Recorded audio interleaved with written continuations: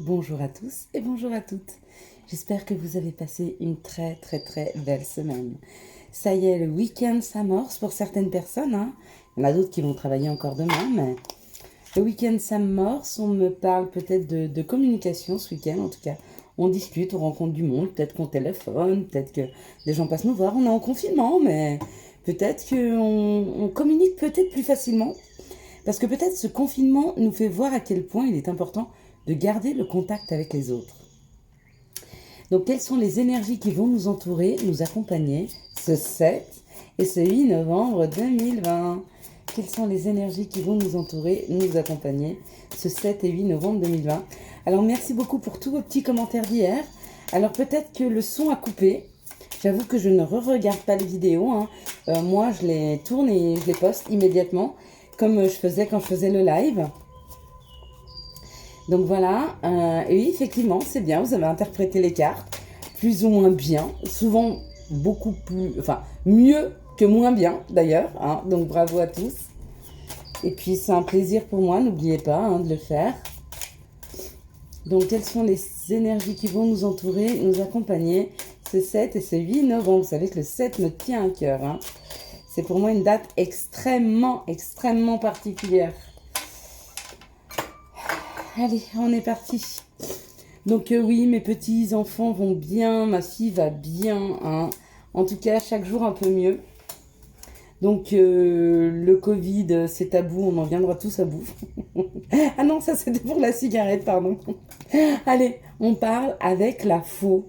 Cette semaine, on coupe. Demain, on coupe.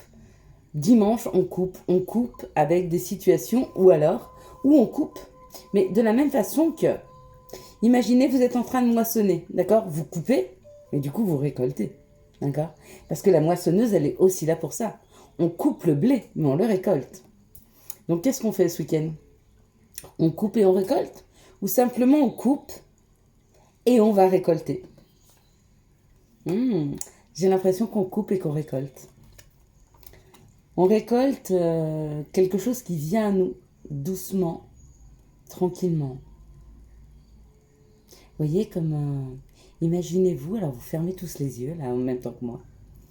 Et imaginez-vous la mer, vous êtes sur la plage, imaginez-vous ces vagues qui viennent et qui repartent tranquillement. Eh bien, il y a quelque chose qui arrive avec ce mouvement, qui arrive tranquillement à nous, d'accord? Et vous voyez, regardez, je vous ai parlé de discussion tout à l'heure. Ce sont des discussions qui sont tout doucement en train de s'installer entre vous et d'autres personnes. Pour moi, c'est un groupe de personnes. Des communications familiales ou des communications avec une famille d'âmes. Des communications avec des gens où peut-être que certains d'entre vous sont bien connectés à leurs anges et à leurs guides. Et peut-être qu'ils arrivent à capter des communications. On parle d'indépendance. Plus que de trahison, on me parle d'indépendance.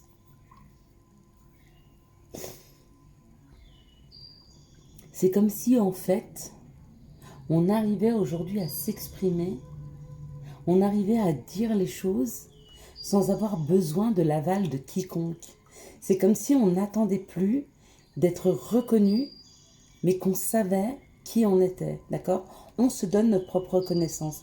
En tout cas, pour ce week-end, certaines personnes qui n'osaient pas prendre la parole vont prendre la parole. Parce qu'elles ont un message, elles ont quelque chose à dire. Et elles n'attendent plus d'avoir l'aval. Elles y vont. Oui, regardez, on me parle d'amour. Non, la trahison à côté de l'amour, j'avoue. L'indépendance à côté de l'amour, ça va. La trahison à côté de l'amour. Peut-être qu'on rediscute d'une situation où on s'est senti trahi. Certainement. C'est une situation où on s'est senti trahi, où on s'est senti rejeté, où on a entendu beaucoup de paroles méchantes, où on sait que les personnes qui étaient autour de cette situation avaient de mauvaises vibrations. D'accord. Mais on en discute. on arrive enfin à en discuter parce qu'on a coupé quelque chose. Est-ce qu'on a coupé avec les émotions? Est-ce qu'on est moins sur l'émotionnel? Du coup, on est plus pragmatique et on peut dire quelles sont les situations et comment on les a vécues? Certainement. Et regardez ce qu'on a en synthèse, l'union. Il y a quelque chose dans la matière qui est en train de se réinstaller. Une compréhension, on commence à discuter sur les situations émotionnelles qui nous ont blessés, d'accord? Et ça laisse rentrer une union, ça laisse rentrer des personnes dans nos vies, ça laisse rentrer des collaborations, ça laisse en tout cas place à faire confiance. C'est comme ça que je le vois, faire confiance. L'union, c'est ça, c'est faire suffisamment confiance à l'autre ou avoir suffisamment confiance en l'autre pour s'unir à lui. Mais d'une façon amoureuse comme d'une façon amicale, mais on parle de ces souffrances ce week-end. On pose les choses sur les trahisons, sur les souffrances, mais on les pose avec beaucoup de douceur, beaucoup de... Vous voyez, c'est comme cette vague tranquillement qui vient et qui part dans une paix, dans quelque chose où on est bien, où on se sent bien. D'accord? Je ne sens pas d'émotions énormes qui nous submergent, mais plutôt des petites vagues de discussion tranquille. Je pense qu'on a compris. Je pense que la vie nous a mis face à certaines situations qui nous ont fait comprendre. Comprendre quoi? À vous de me dire. Qu'est-ce que vous avez compris ces derniers jours? Qu'est-ce que vous allez comprendre ce week-end? Moi, j'ai compris que peu importe les relations qu'on a, il n'y a jamais la même intensité d'amour. Il n'y a jamais la même intensité, il n'y a jamais la même vibration. Que toutes les relations sont différentes. Il y en a qu'on n'oubliera jamais. Il y en a qui laisseront une empreinte indélébile. Mais cette empreinte indélébile, et je vous la souhaite, c'est une empreinte de joie, de bonheur. Une vraie empreinte d'amour pur et profond. J'espère que ça vous les laissera, ces empreintes-là. En tout cas, pour moi, dans mon passé, j'ai eu une relation qui m'a laissé une grande empreinte d'amour. Allez, quelles sont les situations qui arrivent à nous ce 7 et ce 8 novembre 2020? Quelles sont les situations qui arrivent à nous ce 7 et 8 novembre? Waouh, waouh, waouh! J'ose pas vous dire ce que je vois. Hein. J'ose pas vous dire ce que je vois parce que ça, c'est après. Donc pour moi, elles sont tombées comme ça, comme wow. Alors, on me dit que des choses sont en train de refleurir dans vos vies. Ce qui refleurit, c'est l'amour. D'accord? Ça va avec ça. Pour certaines personnes, c'est un coup de foudre. Hein. Il y a vraiment quelque chose dans la matière qui prend forme au niveau de l'amour. Ou un coup de foudre ou une compréhension sur une personne. Et on se rend compte que c'est elle. C'est pas une autre, c'est elle que l'on veut. D'accord? Si c'est le cas pour vous et si vous vous rendez compte que c'est elle, bah, écrivez-lui et dites-lui, c'est toi. À quoi vous vous confrontez en disant c'est toi? Bah, au pire des cas, un non. Et au meilleur des cas, un oui. Et viens me rejoindre. On parle de construction de foyer. Pour ça, il faut s'entendre et s'écouter. D'accord? Si vous prenez le temps d'écouter votre cœur, d'accord, il y a la possibilité que demain il soit deux cœurs qui battent à l'unisson. C'est-à-dire qu'il y a une construction dans la matière, hein, d'accord? Mais est-ce que vous voulez l'écouter? De quoi avez-vous peur? Peur de souffrir de nouveau? Peur de faire confiance? Peur de perdre ce que vous avez aujourd'hui? Mais qu'est-ce que vous avez aujourd'hui? Est-ce que c'est une relation aujourd'hui qui vous épanouit ou pas? À vous de me dire. Allez, on y va. Quelles sont les situations qui arrivent à nous ce 7 et 8 novembre 2020?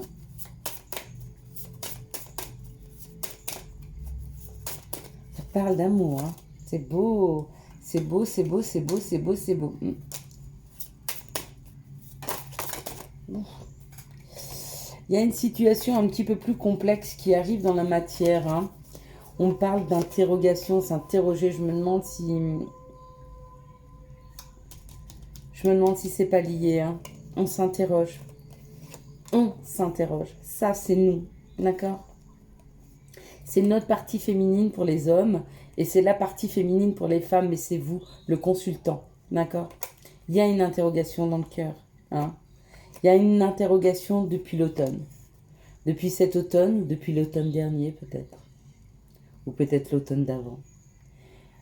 Il y a eu un automne d'interrogation. Et il y a des interrogations depuis un automne. Un automne noir, un automne difficile.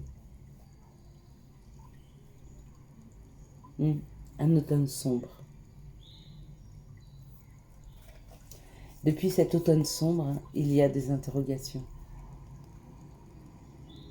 Et toute notre vie sera faite d'interrogations. Pourquoi? Parce que nous avons le libre arbitre.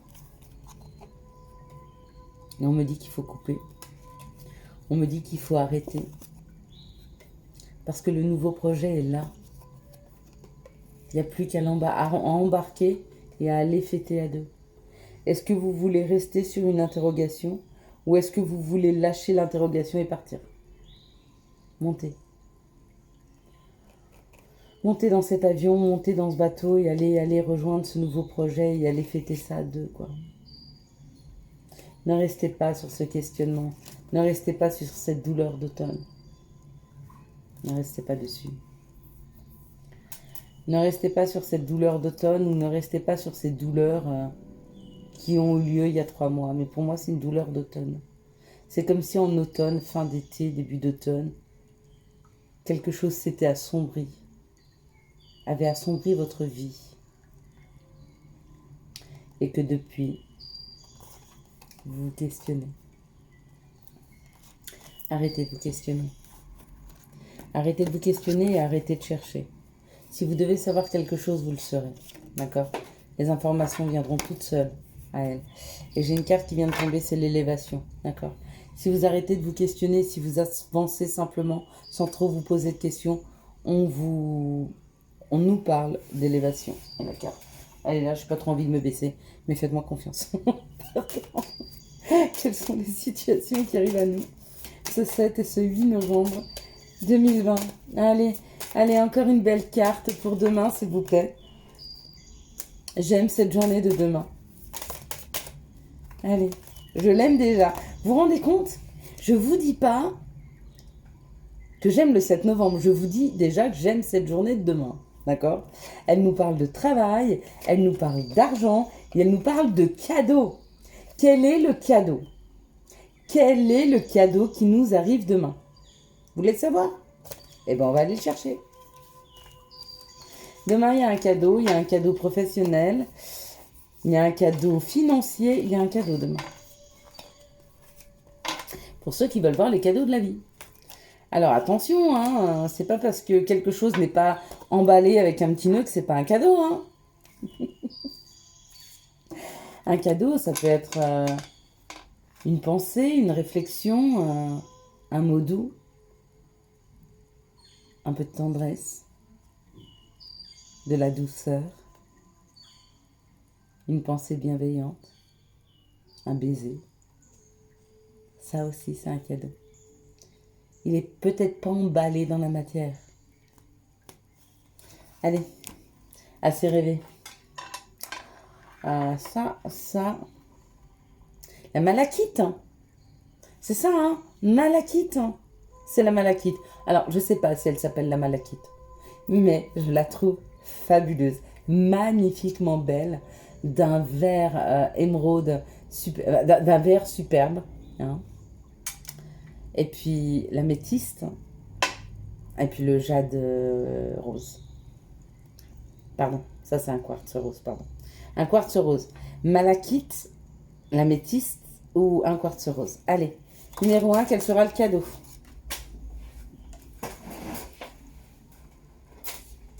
Ok. Numéro 1, le cadeau. Numéro 2, quel sera le cadeau, s'il vous plaît, pour le choix numéro 2, soit l'améthyste. Pour les personnes qui vont choisir l'améthyste, parfait. Choix numéro 3, quel sera le cadeau pour les personnes qui vont choisir le numéro 3, le quartz rose, s'il vous plaît. Merci. Quartz rose, quel sera le cadeau pour le quartz rose? Pardon. Du coup, je les ai toutes retenues parce qu'elles se sont toutes sautées. Alors peut-être, ouais, on verra. Si elle ressort, celle-ci. Quel sera le cadeau pour le quartz rose, s'il vous plaît?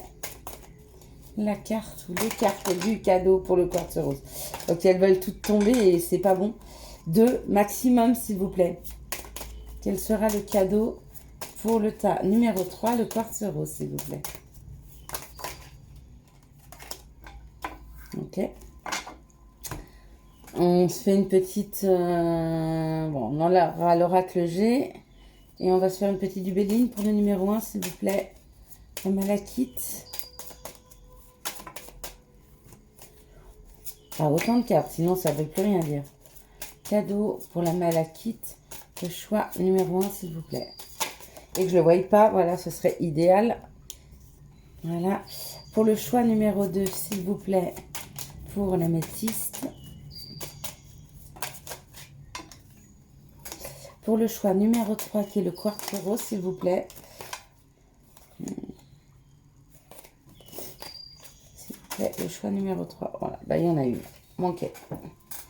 On est parti. Vous avez choisi choix numéro 1, choix numéro 2, choix numéro 3, choix numéro 1 avec la malachite, le choix numéro 1 avec l'améthyste ou le choix numéro 3 avec le quartz rose. 1, 2, 3. Faites pause si vous n'avez pas encore choisi. Et comment choisir? C'est le premier nombre ou la première pierre qui vous vient à l'esprit, c'est la bonne. Allez-y.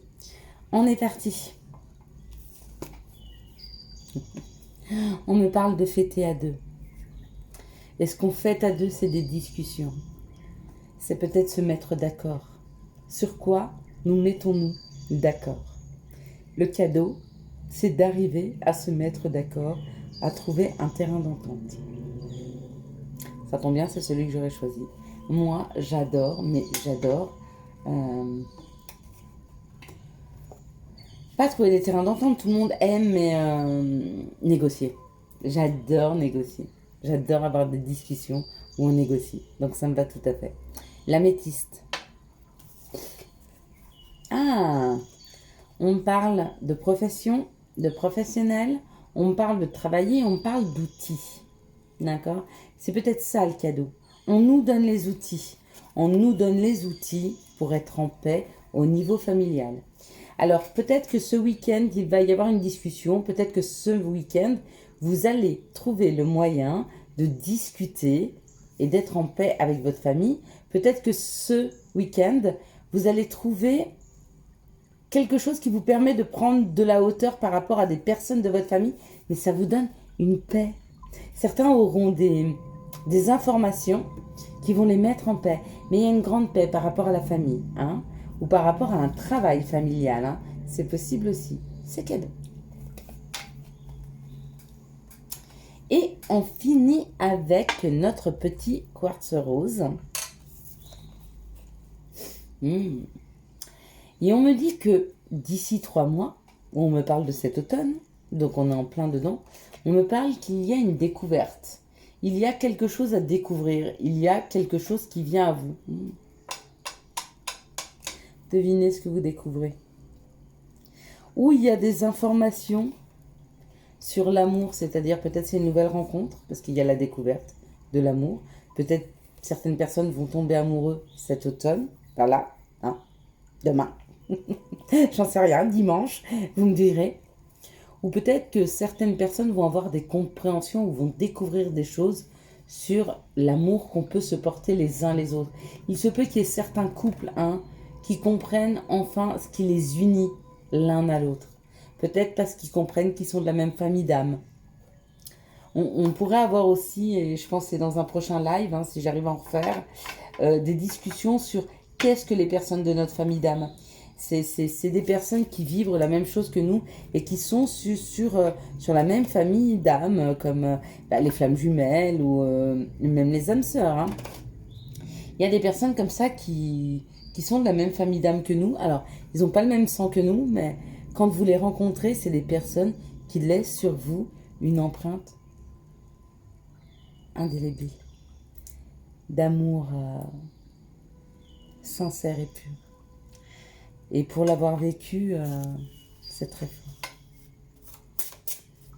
C'est très doux et très fort. Et quand vous rencontrez ce genre de personnes, vous vibrez quelque chose de juste merveilleux. Allez, sur quoi il faut qu'on travaille ce week-end? Vous avez fait une belle vidéo, hein? J'espère vous avoir gâté pour ce week-end. Alors, il y en a trop. C'est dommage.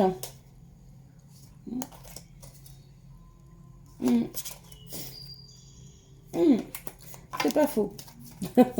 Allez, sur quoi faut-il que la plupart d'entre nous travaillent ce week-end? Qu'est-ce qu'il faut que certaines personnes entendent, s'il vous plaît? Sur quoi faut-il travailler ce week-end? C'est moi qui vais la tirer sinon, parce que là, il y avait trop. Alors, on est tous différents, on doit tous travailler sur quelque chose de différent, mais la plupart d'entre nous doivent travailler sur le choix. Comment apprendre à faire un choix? Donc, comment apprendre à s'écouter, d'accord? Comment apprendre à méditer pour aller chercher la réponse qui est à l'intérieur de soi? Comment entendre cette petite voix intérieure qui nous dit « Prends ce chemin-là, c'est le bon ». Comment entendre son cœur palpiter à certains mots qui nous disent « c'est ça ». Comment voir les signes? Comment faire un choix? Voilà. Donc pour beaucoup d'entre nous, nous devons travailler ce week-end à comment apprendre à faire un choix. Alors, j'ai une interrogation là-dessus et vous me direz ce que vous en pensez. Et si certains ont la réponse, répondez-moi. J'ai tendance à dire que quand il y a un choix à faire, ben c'est pas un choix. Parce que pour moi, les choses doivent être une évidence. Et quand c'est une évidence, on ne fait pas de choix. Si j'ai l'impression de faire un choix, ben c'est que j'ai pas à me positionner. Est-ce que vous comprenez ce que je veux dire? D'accord? Si on me dit le quartz rose et l'améthyste, si je me dis quel choix je fais, c'est compliqué. Normalement, quand je vois le quartz rose et l'améthyste, je sais que c'est l'améthyste. Vous voyez, il n'y a pas de choix. C'est une évidence. Eh bien, à méditer pour ce week-end, comment faites-vous vos choix? Est-ce que vous vous entendez bien? Est-ce que vous vous écoutez bien pour apprendre à faire vos propres choix? Parce que vous, comme moi, nous avons le libre arbitre. Je vous souhaite un excellent week-end. Si vous avez aimé cette vidéo, n'hésitez pas à la liker, à la partager et à la commenter. Ciao, ciao. Bye bye, à dimanche.